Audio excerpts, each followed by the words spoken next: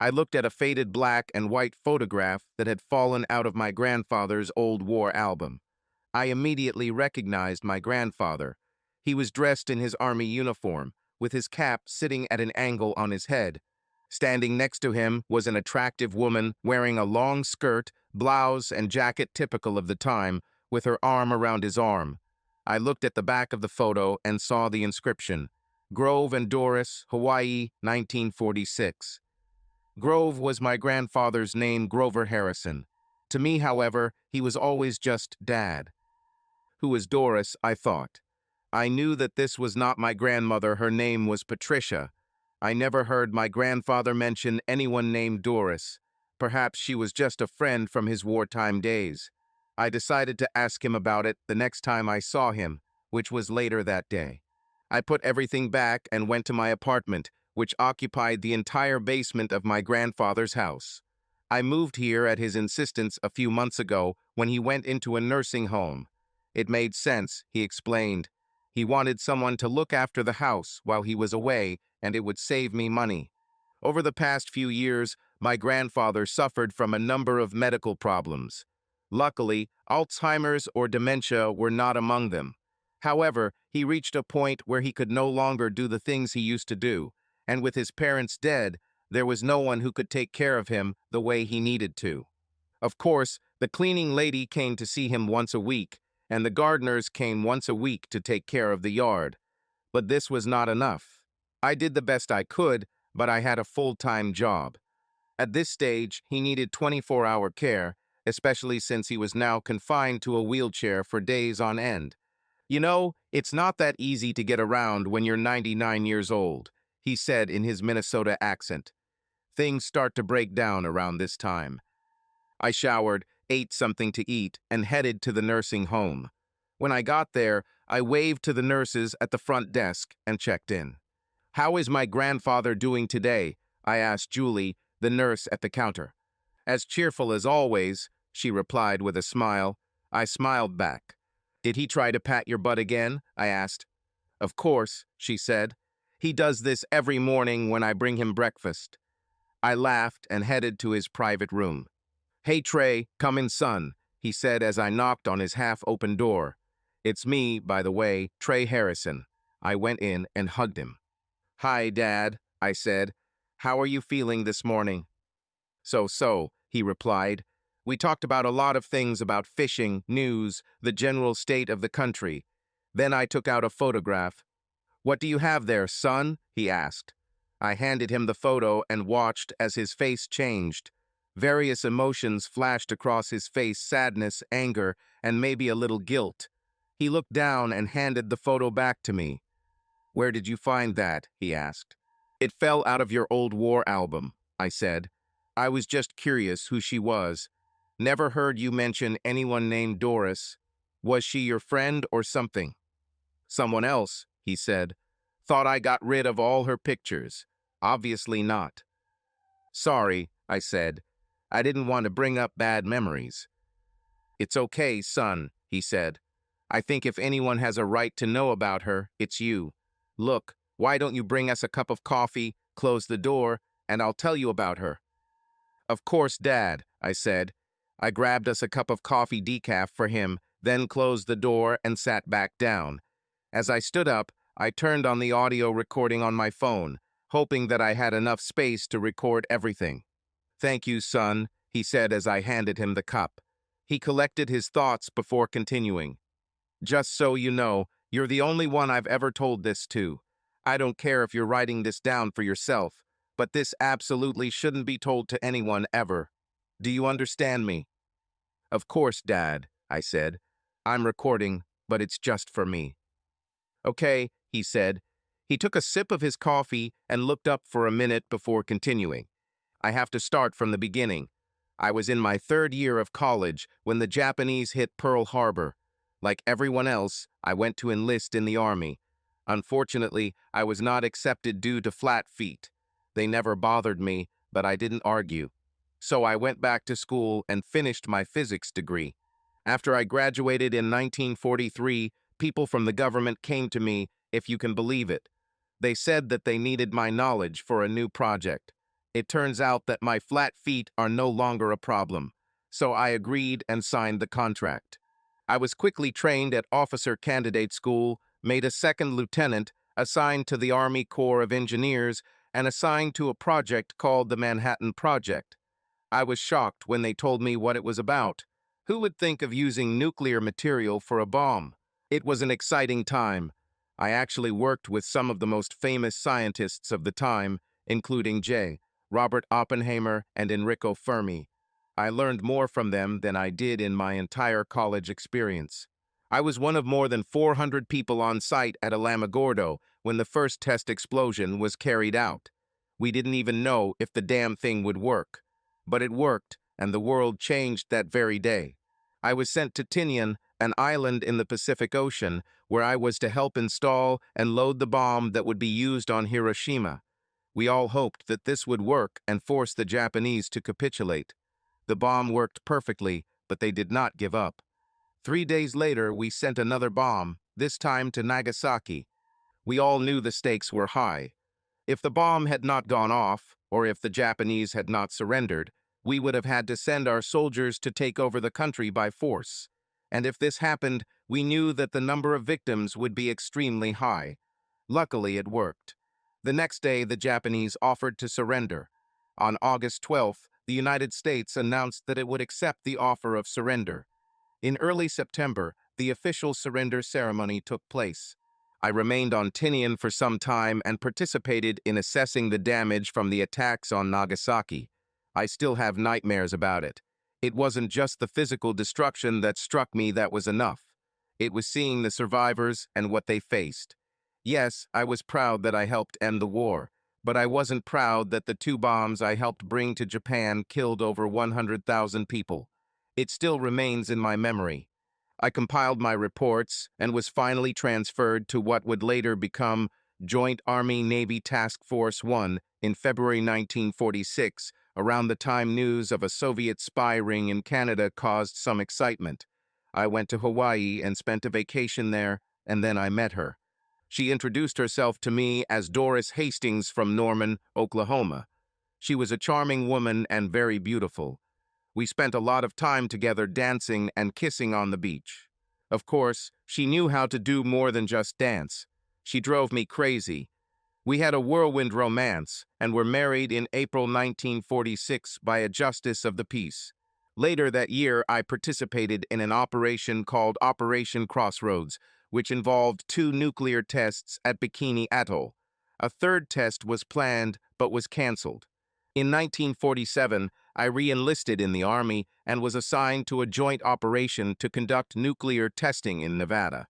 Doris and I moved to the city of Las Vegas at that time since it was only an hour away from the new test site. Trust me, it was nothing compared to what it is now.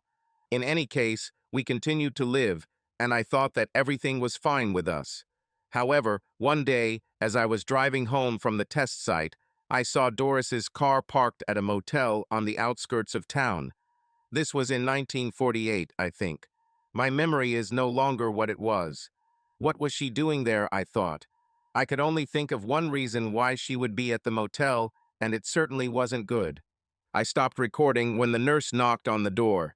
Dad and I looked up and saw a young woman entering the room.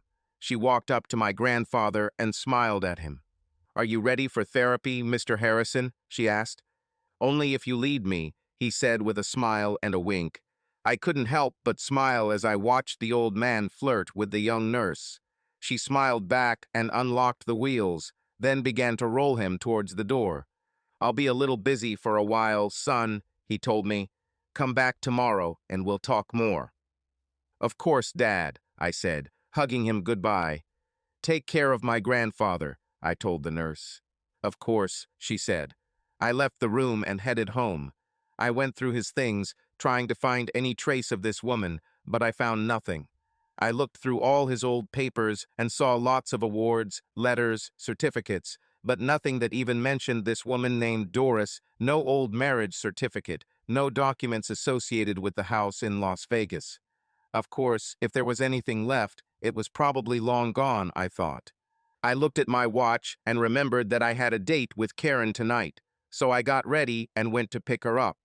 We had only been dating for the last few months, and I was almost ready to propose to her. She looked good as always, in a rather short green dress that emphasized her eyes and fiery red hair. She also showed off what the Pope called great legs. As we sat at the Texas Roadhouse for dinner, she looked at me with concern. "Are you okay, Trey?" she asked. "You look like you're a million miles away." "Today I visited the Pope," I said. "He is okay?" she asked. "Yes, as cheerful as always," I said. "Well, what's the problem?" she asked, concern on her face. "I found this today in one of his old wartime albums," I said, taking the photo out of my pocket. She looked at her for a few minutes before speaking. "Is this your grandfather?" she asked. I nodded. "Handsome man.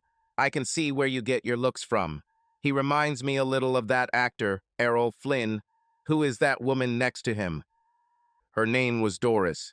"Dad said he was married to her before he married my grandmother," I said. "It's funny, I don't remember him ever mentioning her. My parents didn't say anything either. I searched but couldn't find anything in his things that reminded her of her. No letters, no notes, no cards, nothing. And you know how he held on to everything." "It feels like a secret," she said. "So, are you going to be Sam Spade now?" I laughed. "No, but I'm really curious," I said. "What happened to her?" "Well, I know a few people who do public record searches," she said. "I can make a couple of calls and see what I can find, if that helps. If he really was married to this woman, we should find something. What was her name?" "He said her name was Doris Hastings, and she was from Norman, Oklahoma," I said. "Well, if there's something, I'm sure we can find it," she said. "That would be great," I said. "Thank you." "You're welcome," she said with a smile. "So what did your grandfather do during the war?" "He says he was part of the Manhattan Project," I said. "Aren't these the ones who dropped the bomb on Japan?" she asked. I nodded. "Wow," she said. "Yes," I said. "He never talked about it before. I know he worked for the government until the late 60s, then became a teacher. That's where he met my grandmother." Said Karen. "Interesting." We changed the subject and finished dinner, then went out for drinks and dancing, and then came back to my house where she again reminded me why I find her so attractive and sexy. The next morning she got up early and went upstairs to make us a light breakfast. I got out of bed and went upstairs after finishing my morning chores and throwing on my robe. When I got upstairs, she was wearing only an apron, buttering bagels. I picked her up and kissed her. "Careful," she said, laughing. She handed me a bagel, which I gladly accepted. I poured us a cup of coffee, and we sat down to have breakfast in the kitchen corner. "Why did you get up so early?" I asked. "Well, I need to get home to get ready for work," she said. I knew she worked at the DMV. Her job was to update vehicle registrations and such. "Why don't you bring some things here so you don't have to leave so early?" I asked. "Oh, Trey, that almost sounds like a commitment," she said with a smile. "Are you sure about this?" "Absolutely," I said, kissing her hand. "I would love to wake up to this every morning." "Yes?" she asked. "Well, you know what they say about redheads, right? You've never seen me get angry." "Then I guess I'll have to behave," I told her. "Damn right," she said with a smile. "I think we could try for a while if you really want to take our relationship to the next level. So what's on your agenda today?" "I have a server set up today," I said. "I should finish around 2 p.m. If all goes well, then I'll go see the Pope. I want to hear more of his story." "Okay," she said. "Don't forget, I'll be at my mom's after work. She promised to help me with something I'm working on. I'll call you in the evening, okay?" "Sounds like a plan," I said. "Say hi to Mom." "I'll tell you," she said. "Mom really loves you, you know." "Yeah, I like her too. For some reason, she reminds me of you," I said, making her laugh. "Are we still going for the weekend?" she asked. "Remember, you promised to give me revenge at mini golf." "Of course," I said. "Maybe we can go see Dad if you want." "Of course," she said. "You know all he does is look at my feet. I ran my hand down one of her legs.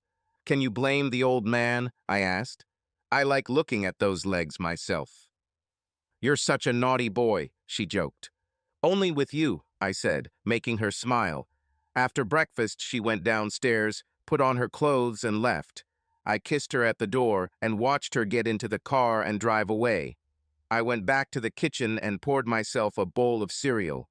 Karen was a wonderful woman, but she ate like a bird. I finished my cereal and went back downstairs to get ready for the day. I only had one server set up, which was fine with me. I've been working as a self-employed consultant for the last few years, mostly doing work for various computer manufacturers. They provided the equipment, scheduled the appointments, and I performed the work and service that the client agreed to. The client paid the manufacturer, who, in turn, paid me. The hours were good, the pay was great, and I liked my boss, the man I saw in the mirror every morning. The installation went as planned, and everything was in working order by 2 p.m. The client signed the work completion documents, happy to see the new system in place. I hopped in my work truck, scanned the documents using a handheld scanner, emailed them to the manufacturer, and headed to the Pope. "Hi, Dad," I said, hugging him. "How are you?" "Oh, so," he said in his favorite accent. "I think you want to hear more about Doris?" "Yes," I said, "if it's okay." "Of course," he said. "Bring us some coffee and I'll tell you more." I poured us a cup of coffee and placed his cup in the holder attached to his chair. I sat down and started recording on my voice recorder. "So where did I stop?" asked the Pope. "You just saw Doris's car at the motel for the first time," I said. "Oh, yes," he said. He closed his eyes and thought for a moment before continuing. "After I saw Doris's car at the motel on the first day, I returned home in a state of confusion. She never gave me any hint that she was unhappy with our marriage. She was always loving and warm. I had no idea there was a problem. Perhaps I thought it was true that the husband is always the last to know about such things. I knew I needed to gather more information before doing anything rash. To begin with, I had to behave normally, which was difficult. I was hurt, humiliated, and more than a little upset. It would be very difficult for me to react to her normally if she actually cheated. I also knew I had to act decisively given the sensitivity of my work. Something like this could be used against me by a hostile foreign power. I've been through all the security briefings and heard that this is exactly the kind of thing the Reds like to use as blackmail. I took the phone book and found a private detective. I called one who called himself James Ham and spoke to his secretary. She put me in touch with him, and I made an appointment for the morning. My next call was to my boss. I explained the situation, and he agreed that I needed to look into it, so he gave me a day off. Shortly after I hung up, Doris arrived home. She entered the house with a bag of groceries and placed them on the kitchen table. I looked but didn't see anything strange. Her clothes looked fresh, her makeup was fine, and her hair looked as good as the last time I saw her. She came over and kissed me on the cheek, and I didn't notice any strange smells. "How was your day?" she asked. "Okay, I think," I said. Even though she was my wife, I was forbidden to give any details of my work, so I often spoke in general terms. "Just taking care of current affairs. How did yours go?" "Same thing," she said. "I went shopping, then to the store and bought some things for dinner." "So you didn't go anywhere else or see anyone else today?" I asked. "No, nothing more," she said. "Why, I cannot believe it. She just lied to my face." How long had she lied to me like that, I wondered. "Oh, nothing, just curiosity," I said. Damn, damn, damn. "What do you have for tomorrow?" "Probably the same," she said. "I see," I thought to myself. I changed into civilian clothes and joined her at the table for dinner. After dinner, we took some sherry and sat down to watch TV. We bought one of the first mass-produced televisions, an old RCA one. There wasn't much to see then, not like there is now, but we enjoyed the old craft television theater. Milton Berle was also a favorite of ours, and I always loved the old Superman and the Life of Riley shows. Candid Camera came out around that time too, I think. They don't make shows like that anymore, I'm telling you. Anyway, we watched TV and then went to bed. It was difficult for me to be the same as her as usual, but I managed. I think Doris noticed something was wrong, but didn't say anything. The next day, we had breakfast as usual. I put on my uniform, grabbed a cup of coffee, and went out. I didn't want her to think I was doing anything unusual, so I stopped at a diner for coffee before meeting James. I got to his office and was shown out by a gum-chewing blonde secretary. James looked up as I entered, stood up, and shook my hand. He sat down, lit a cigarette, and looked at me through the smoke. "So, how can I help you today, Captain Harrison?" he asked, looking at the paper on his desk. I told him that I had seen Doris' car at the motel and explained that my job was quite sensitive without specifying what it was. "So you suspect your wife is cheating on you and you want me to look into it, right?" he asked. "Yes, that's right," I said. "Okay," he said. "Give me what you have on her, a photo, the make of her car, license plate, etc., and then give me a week or so to see what I can find. I want to know as much about her as possible, so I'll call my colleagues in Hawaii and Oklahoma and see what they can find. It might take a few days and cost a little more, if that's okay." "Yes, of course," I said. "You have to remember, we didn't have all these fancy gadgets and bells and whistles back then that you young people take for granted today. No, detectives had to work hard to get information in those days." I gave him her car information, color, make, and license plate, and then handed him the photo. "The one you found." His eyebrows furrowed as he looked at her. I didn't understand why at the time, but I did later. "Okay," James said. "In the meantime, don't do anything stupid. Let me do my job. It could be nothing. Maybe she's meeting up with an old friend or family member. Are you thinking about divorce?" "I don't know," I said.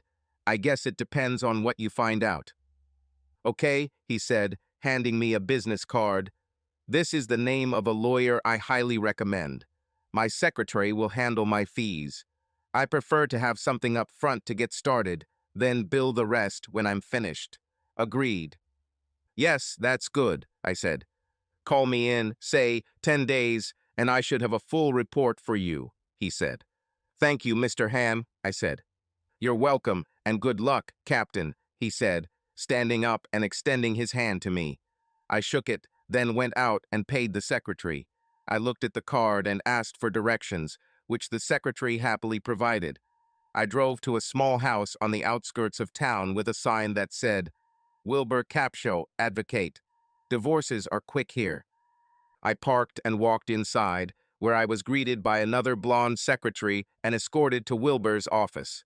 "Capshaw, Esquire, I couldn't help but wonder if blonde secretaries grew on trees here."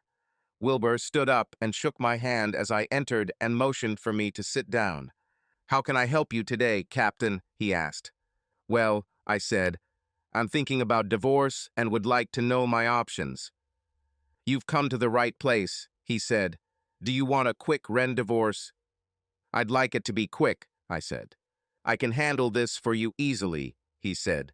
"On what grounds do you want a divorce?" "Perhaps because of betrayal," I said. "I'm not sure yet." "About?" he asked. "Why not?" "Well, I don't have any hard evidence yet," I said. "I hired someone to look into it." "Someone? Do you mean Mr. Ham?" he asked. "He called and said you could come in. I get a lot of business from him." Yeah," I said. He nodded. "So how does it work?" I asked him. "How long have you lived in Nevada?" he asked. "A few months since I was assigned here last year," I said. "Okay," Wilbur said. "Then residency is not an issue. By law, you only have to live here for 6 weeks. Can you find someone to testify that you have been here all this time?" "Of course," I said. "Even better," he said. "Well, basically, it works like this. Once you decide to do it, come to me. I will prepare the documents, file them, and arrange for a lawyer in Reno to go to court with you. You will need to get there yourself, or by car, or by train. I assume you already have a car, right?" "Yes, there is," I said, nodding my head. Once you're there, you go to court. You or your lawyer will present your case, and if she doesn't contest, you'll walk out in a few minutes a free man with a divorce decree in your hands. Later, if you want, you can even throw your engagement ring into the Truckee River. Just, I asked. Practically, he said. Well, I'd like to see what Mr. Ham finds first, I said. I understand, Wilbur said. You don't want to act hastily. Just know that you can still divorce her. Heck, I know one guy who divorced his wife because she wouldn't let him listen to the radio. Wow, I said. Yes, said Wilbur. He called it cruelty, if you can believe it. Take your time, make sure it's what you want, then come to me. I'll still be here. Thank you, Mr. Capshaw, I said. Perhaps I will do that. Please, Captain, he said, standing up. We shook hands and I left. When I got back to the car, I realized it was lunchtime and went back to the diner to eat lunch and think about my options. I ate lunch and wondered what I had done wrong. I always put her first and tried to treat her with respect and love. How could she do such a thing? I couldn't sit there all day, and I didn't really want to get drunk. I got an idea and off I went, paying the bill and leaving a good tip for the waitress who had been so patient with me. I drove past the motel where I had seen her car earlier and didn't see her there. Okay, I thought. I decided to go home and surprise her. When I arrived at our house, I saw an unfamiliar car with California license plates parked at the entrance. I parked next to Doris's car and headed for the door. Dad and I both looked up when we heard a knock on the door, interrupting his story. I turned off the recording when the nurse looked in the door. Time to get ready for dinner, Mr. Harrison, she said in a sweet voice. He smiled back at her. Already? He asked. Oh my God, time flies when you're having fun. I stood up and hugged Dad. I think I should go, I said. I'll come by tomorrow, if that's okay. It's more than okay, son, he said. See you then. I nodded to the nurse as I walked out and headed home. When I got home, I checked my schedule for the next day, which turned out to be Friday.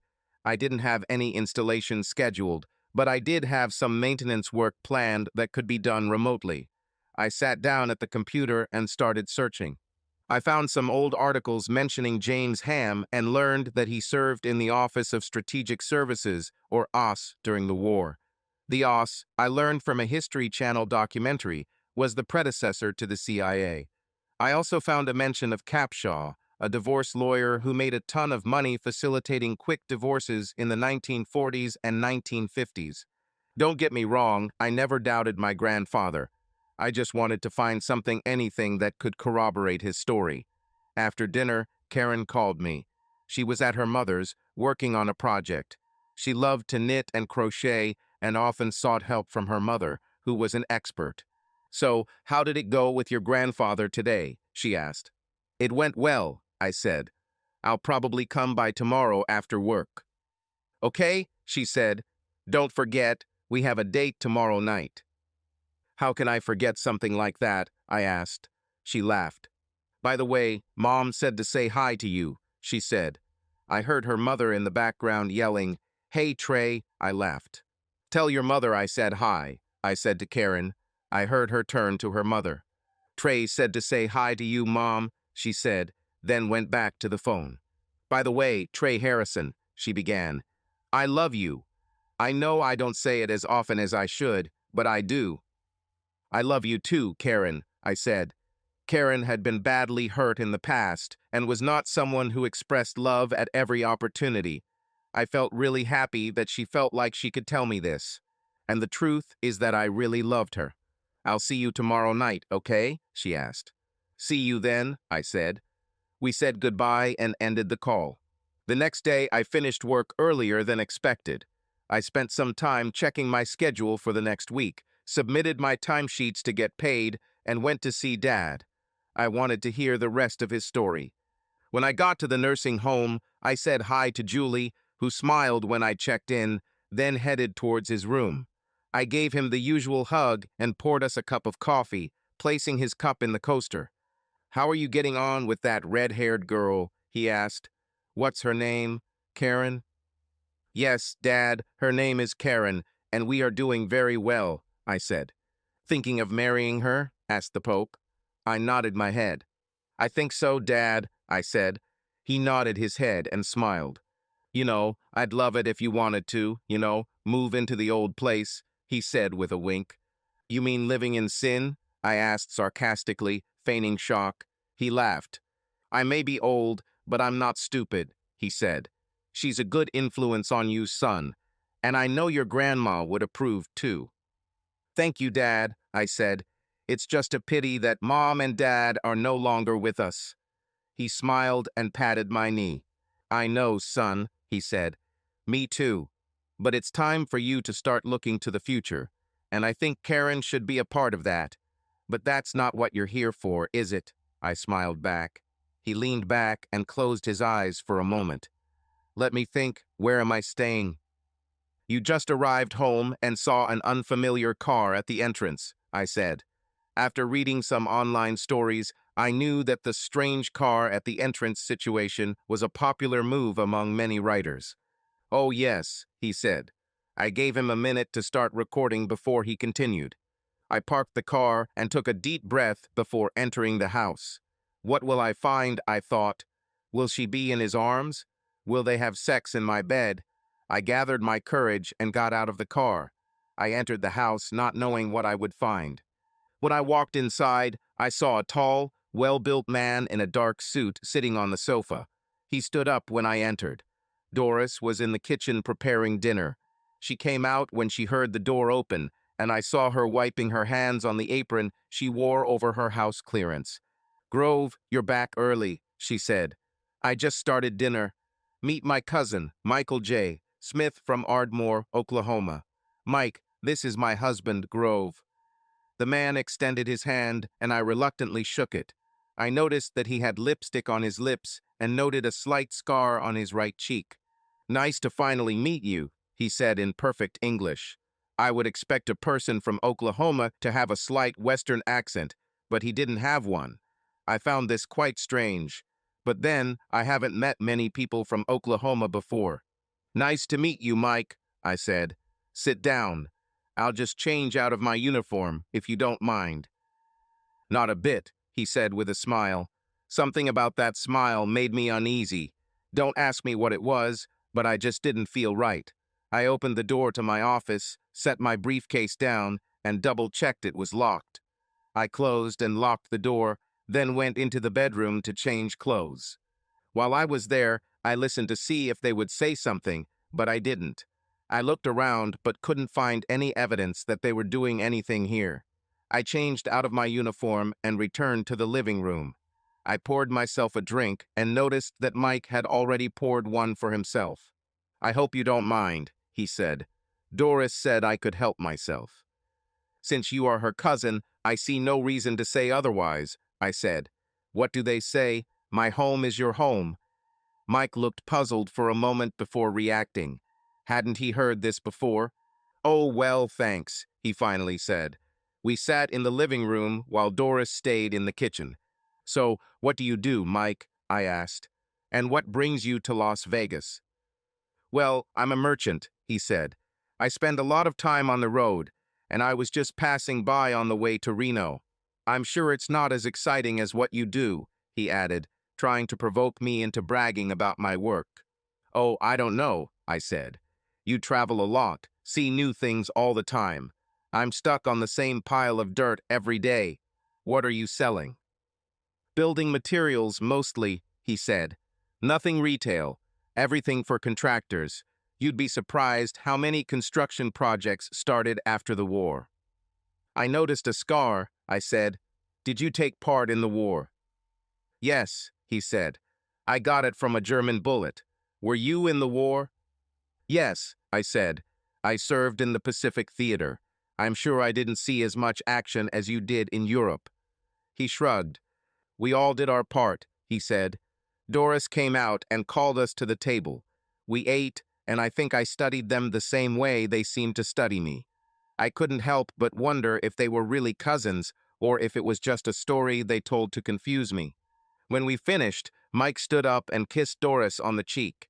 I noticed the way she looked at him. Something about this didn't feel right. "It was wonderful," he said. "We need to do this again." He turned to me and extended his hand, which I accepted. "I have to go. Thank you for letting me share dinner with you, Grove. It was nice meeting you." "Mutually," I said. After he left, I helped Doris clear the table, then sat down in the living room and poured us each a drink. "Nice guy, your cousin," I said as she sat down. "Yes, thank you," she said. "You two seem very close," I said. "We've always been close," she said. I was sure of it. "I haven't seen him since he went to war." I said. She looked at me strangely for a minute. "You seem preoccupied with something," she said. "Everything is fine?" "Of course," I said. "Just thinking about something that came up recently. I can handle it." She smiled and clung to me as if nothing had happened. I was on pins and needles for the next few days, waiting to see what James would figure out. Of course, I gave him all the information about Mike's description and the car he drove with California license plates. He nodded his head in gratitude when I finished. "Thank you, Captain Harrison," he said. "This will help a lot." A few days later, I called James to see if he had any information for me.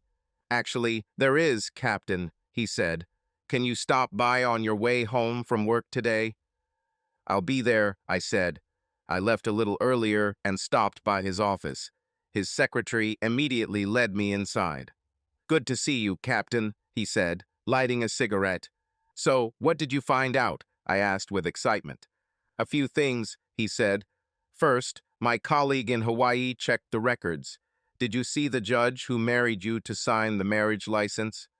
"No," I said. "It was signed when I saw it. He said he would submit it himself." "Well, it turns out no marriage license was filed," James said. In fact, the judge who supposedly married you was found dead of a gunshot wound a few days after your wedding. In fact, according to the authorities, your marriage never existed." "What?" I asked. "There are other things," he said. "The woman you know as Doris Hastings is actually Russian." "Is it true?" I asked. "Are you sure?" "Absolutely," he said. "I thought I recognized her face from the photograph you gave me. Her real name is Svetlana Fedorova, and she is a KGB agent. I last saw her in Bavaria towards the end of the war. I thought she was dead, but apparently no. The man you know as Michael Smith is actually Michael Schmidt, a former SS officer. There were rumors in the intelligence community that he was recruited by Fedorova as a double agent and went to the Soviet Union after the war." "Oh my God," I said. "Maybe we should call the FBI or someone else." "Normally I would agree," James said, "but I'm afraid it could cause you a lot of trouble. Being deceived by a Soviet spy won't reflect well on your record. It could also cost you your clearance and possibly your job." "But I didn't know she was Russian," I said. "It doesn't matter," James said. "I suspect they targeted you for something. What exactly I don't know, but I do know they plan to kill you when they're done. I can also tell they were quite active." He pulled out some black and white photos of them naked in a hotel room. "How did you get this?" I asked. "It's better if you don't know," James said. "But that's the least of your problems. With no official record of your marriage, you can't divorce her." "So what do we do?" I asked. "I have an idea that will solve everything," he said with a sly smile. We talked and planned for about an hour. Dad stopped and looked at me, guilt and sadness visible in his eyes. I turned off the recording. "Is everything okay, Dad?" I asked. "This next part is the hardest part of the whole story," he said. "I just hope you don't think badly of me after this." "Dad, there is nothing you could say that will change the way I feel about you," I said. He nodded his head. "I hope so, son," he said. "I want you to know that I'm not proud of what I did." "It's okay, Dad," I said. "Okay, son, that's how it was," he said. I turned the recording back on and waited for him to continue. I waited until the day of the next test, just like James and I had planned. He watched Doris, Svetlana, and Mike and knew their routine. It seemed like Mike had a motel room and Doris went to see him almost every day.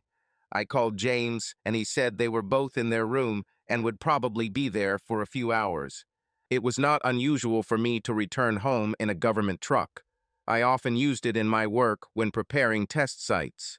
You see, part of my job was to make sure everything was ready for each test. This meant that I was the last one on site before the explosion. When James told me where they were, I made sure I had everything we talked about earlier. I drove to the motel and met James. Luckily, their room was on the first floor and at the back of the motel. No one would see us entering or leaving the room, he said.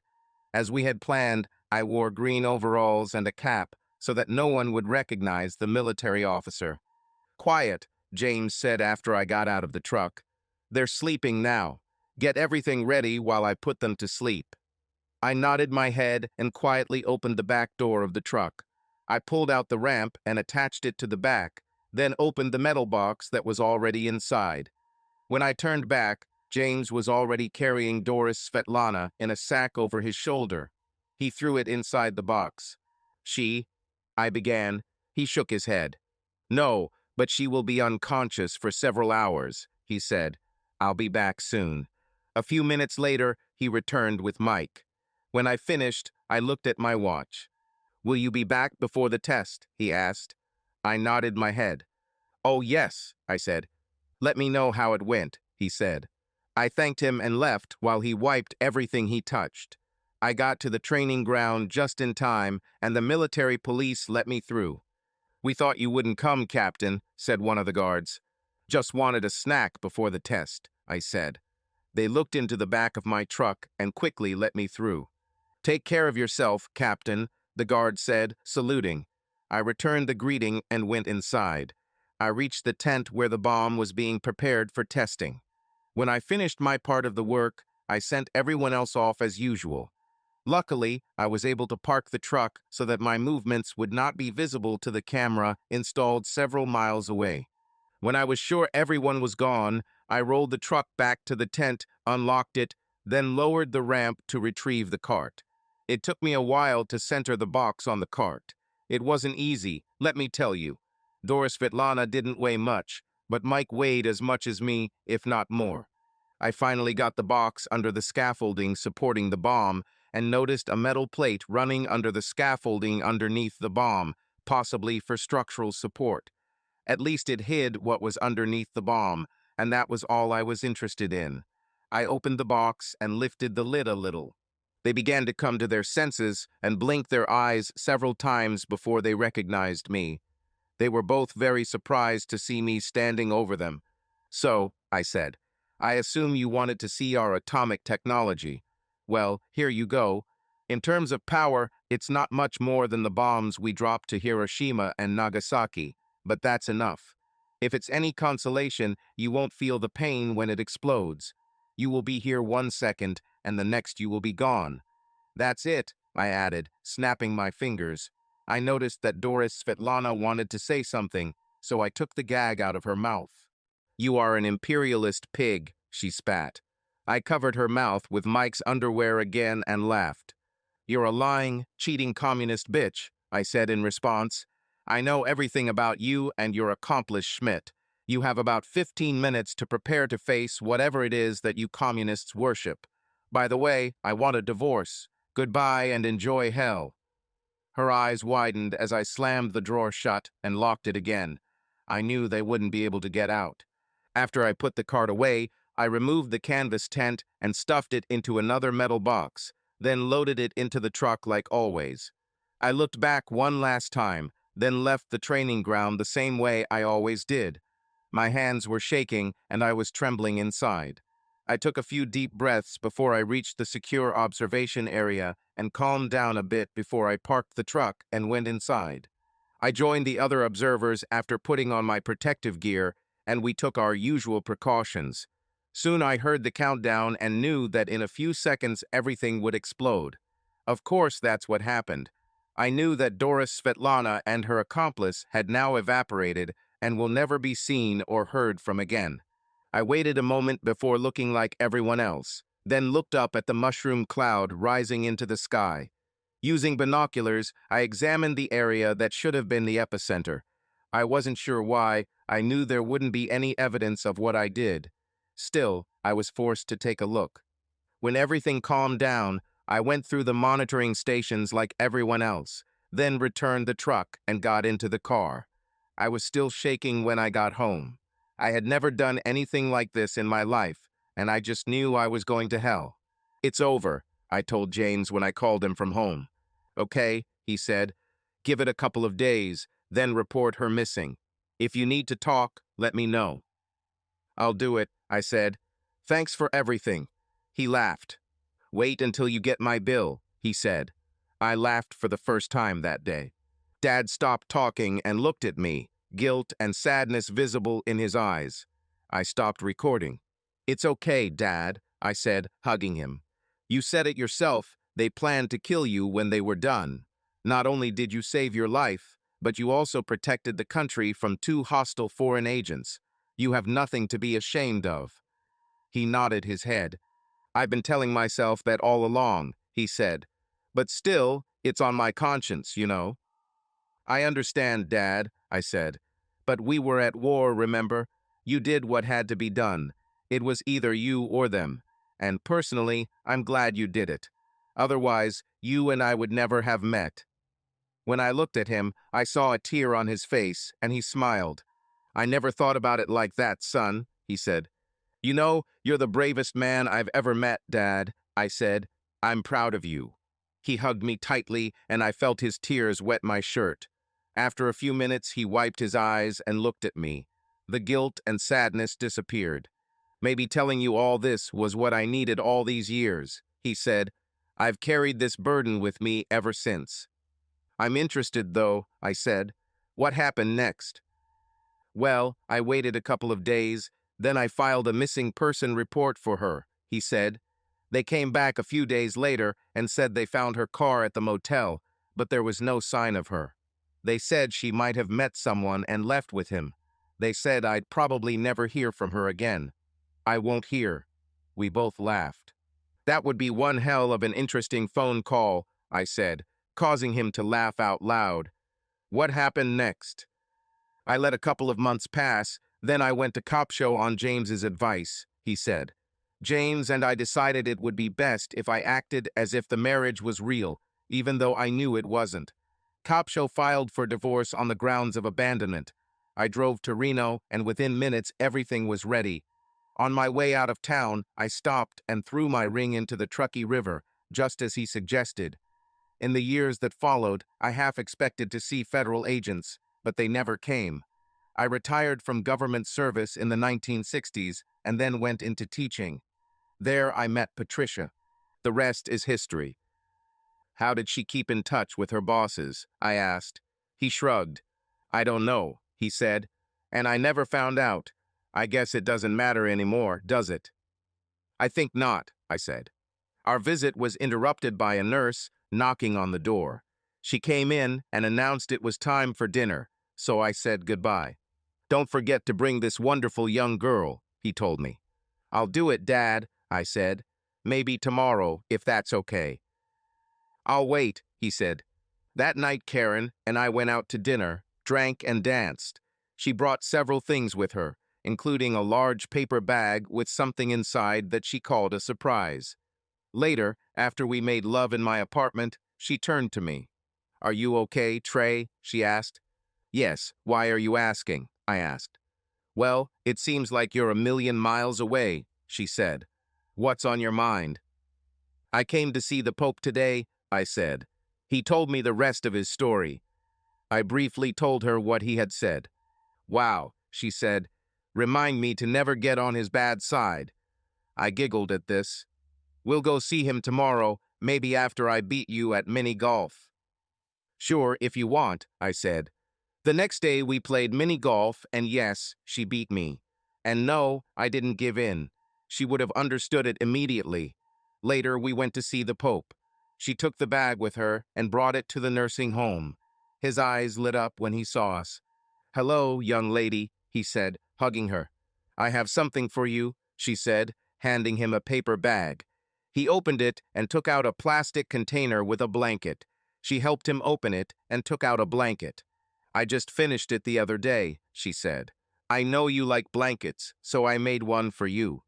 He smiled as he held it in his hands. This is wonderful, he said. Thank you, I really like it. He turned to me. Son, if you don't marry this girl, I will, he announced. You're right, Dad, he said. I I took one of Karen's hands in mine and knelt down in front of her, right next to my grandfather. I looked into her eyes. Karen, I said, I'm madly in love with you and I want to spend my whole life with you. Will you marry me? She looked surprised at first, then smiled widely. She put her arms around my neck and kissed my face. Oh yeah, Trey, she said, I will marry you. I love you so much. I love you too, I said. We heard clapping at the door and turned to see several nurses clapping and smiling. Dad also joined. We got married a couple of months later, and the nursing home brought Dad to the ceremony so he could celebrate with us. He handed me an envelope containing first-class plane tickets to Las Vegas and a hotel reservation. Several months later, his health deteriorated to the point that he was transferred to the hospice unit of a nursing home. Karen and I spent as much time with him as possible. I saw that although his body was dying, his mind remained active. I also saw that he no longer felt guilty about what he had done. During my last visit, he was conscious enough to tell me that he had made peace with God and was ready to meet his beloved Patricia. Don't cry for me, son, he said quietly. We'll be together again. I promise. I love you, son. I hugged him as he took his last breath. I couldn't resist. I started crying. I love you too, Daddy, I said between sobs. When I looked at his face, I saw that little mischievous smile that I had loved since childhood, and I knew that he was now in a much better place. Karen came in and hugged me as we both mourned his death. He was buried in his uniform with full military honors next to his wife, Patricia. The honor guard carefully folded the flag that covered his coffin and presented it to me with a salute. He fought for his country and deserved all the honors due to him, I thought.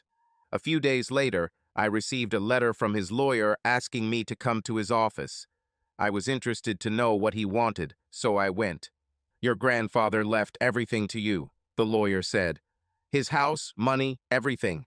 In total, it's a significant amount, even after all his recent expenses. If you want, I can put you in touch with a financial advisor to help manage it. He also wanted me to give it to you. He added, handing me a large sealed envelope that looked quite old. It was kept in my safe for many years. Don't ask what's inside because I don't know. Your grandfather said it could only be opened after he died. Thank you, I said. And yes, I would like to meet with your financial advisor, I added, seeing the rather significant amount of money Dad left behind. I didn't open the envelope until I got home. I was shocked by what I found inside.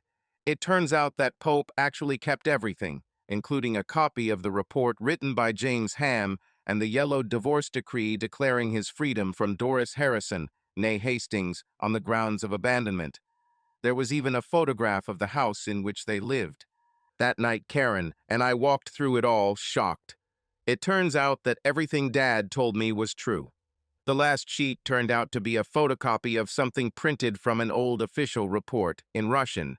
It looked like part of a huge archive of documents that had been released from the old Soviet KGB. An English translation was attached to it.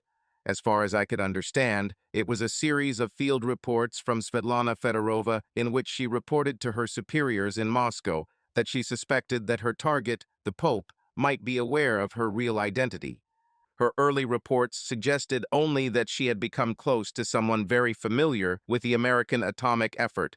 She never mentioned the Pope by name, but it was clear that she was frustrated by her inability to get anything useful out of him, telling her bosses that all he wanted was to have sex and watch capitalist television.